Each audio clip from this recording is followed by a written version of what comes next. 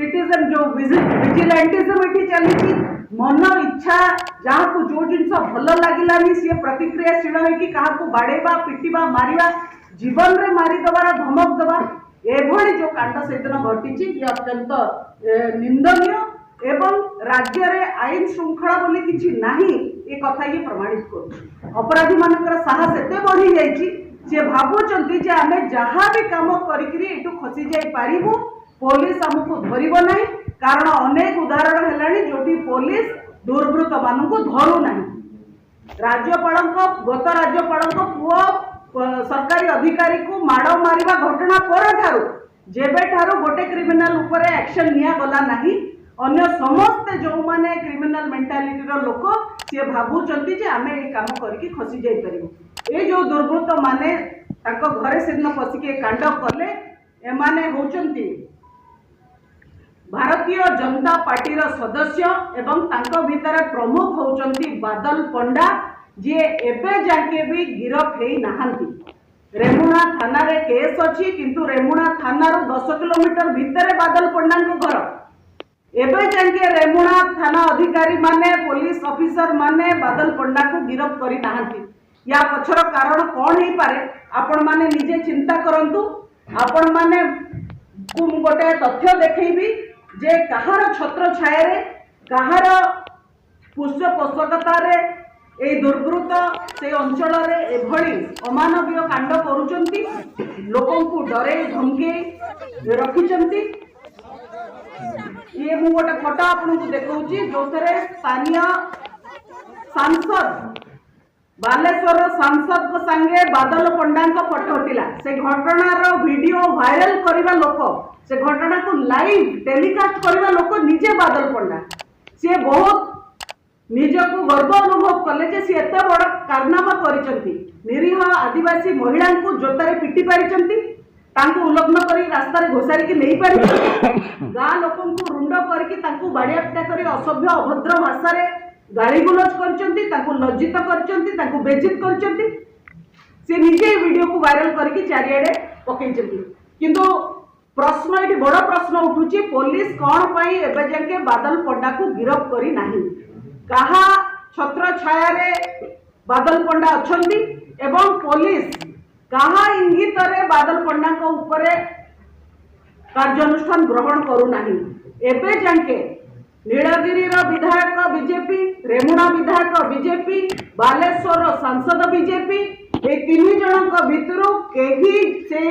पीड़िता परिवार को जाइकरी पीड़िता मानन को भेटी नाहंती कि कौन हेची ताको संगे ताको पचारि की बुझी भी नाही एबे जाके राज्य बीजेपी रो मंत्री माने केही से घटना स्थली को जाई नाहंती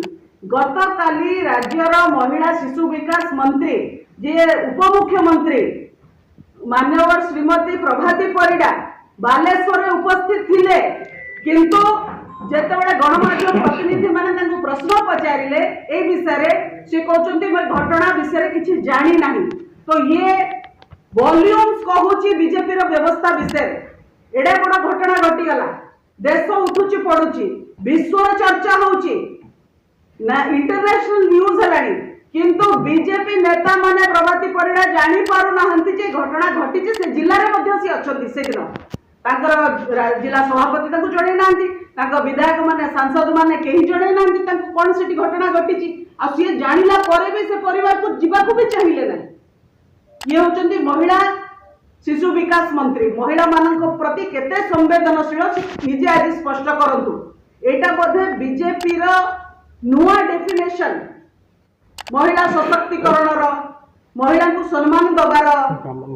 महिला को उल्लंघन करके रास्ता रे घोसारी करी तांकर संवेदनशील जगह रे आघात पहुंचेबा गोइठा मारिबा पिटिबा ताकू बाडेबा एटा बीजेपी अनुसार एटा क्राइम अगेंस्ट वुमेन नुहे एटा एट्रोसिटी अगेंस्ट वुमेन नुहे बोधे अकॉर्डिंग टू बीजेपी आ गोटे प्रश्न गृह विभाग मुख्यमंत्री दायित्व रे रही एबे जाके पुलिस कौन पाई जे मुख्य अभियुक्त सुभाषिनी सिंह स्पष्ट भाव में थरे नुहे बारंबार कहउचंती जे बादल पंडा आसिकरी मते मारिले तीन जन घरे पसिके तक सब कले किंतु एबे जाके बादल पंडा ऊपर कौनसी कार्यानुष्ठान नहीं। पुलिस निष्क्रिय होइकी बसिछि एवं गृह विभाग मंत्री मुख्यमंत्री निजे भी आदिवासी आदिवासी ऊपर सबुठु अधिका अत्याचार होछि। आमर दाबी तुरंत मुख्य अभियुक्त को गिरफ्त करा जाऊ, कठोर रु कठोर कार्यानुष्ठान निया जाऊ एवं एससी एसटी एट्रोसिटी एक्ट लागू सेमानंको उपरे जेहेतु जेतक जाक पीड़ित या भीतर अछंती गोविंद सिंह हो, मुनि सिंह हो, सुभाषिनी सिंह हो आउ सुकांती सिंह हो, चारि जण जाक होचंती आदिवासी वर्गर लोक। तेणु ए घटना रे एक्यूज्ड को ऊपर एससी एसटी एक्ट रे दृढ़ कार्यानुष्ठान करा जाऊ एवं दल तरफ आमे मध्य एसटी कमिशन को फेराद होबु, महिला कमिशन को फेराद होबु, ह्यूमन राइट्स कमिशन को फेराद होबु। जो नुआ गोटे अत्याचार रो परंपरा बीजेपी सृष्टि करने को चेष्टा करुची ताहा बिजु जनता दल केबे भी सफल होबा पई दब नाही। 4.5 कोटी ओडिया आमे ठिया हेचु एवं जो भी अन्याय हबो से बीजेपी रो सदस्य द्वारा होना कहीं, बीजेपी रो बड़ बड़ नेता छत्र छाया थांतु ना कहीं, बिजु जनता दल यार प्रतिवाद करिवो एवं पीड़िता माननको न्याय दबा पई कि सब प्रकार रो चेष्टा करिवो। तुरंत बादल पंडा को गिरफ्त करने सह दृढ़ कार्यानुष्ठान आमे तुरंत दाबी करुचु। एभली घटना आउ थरे केमिति दोहरा